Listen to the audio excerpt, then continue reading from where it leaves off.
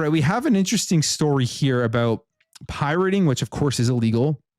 So it's not that crazily shocking, but it is something that we will continue to potentially see happening going forward. If this is where the FBI is deciding that they're going to put some resources towards, and that is taking down sites that are offering pirated games, specifically Nintendo Switch games. A lot of people kind of laughed at this as well, because thinking, why would the FBI waste their time on this type of stuff when there is other things going on that I'm sure they could be spending their time on?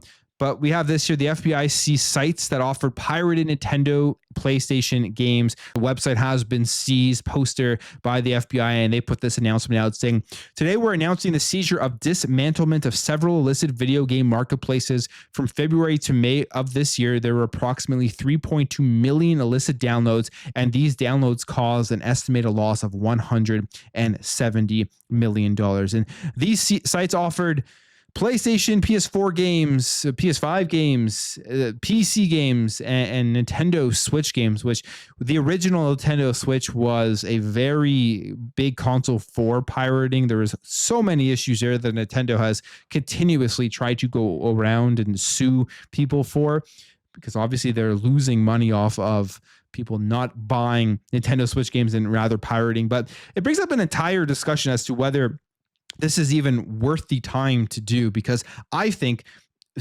it's obviously illegal. So the FBI takes down these sites and they're stopping this illegal activity that is happening there. But the reality is we are going to more than likely see tons more of these sites continuously pop up. Like, these sites are always ahead of the authorities with getting this stuff out there. So it's interesting stuff here. And is it a waste of time? People would be asking that question as to whether taking down pirated sites is worth it. And generally, I would say, I mean, there are obviously some people out there that use these sites to download games, even though they already own them and everything.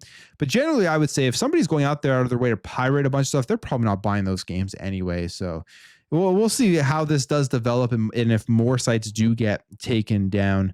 But the Nintendo Switch 1, it had rampant piracy for pretty much its entire generation.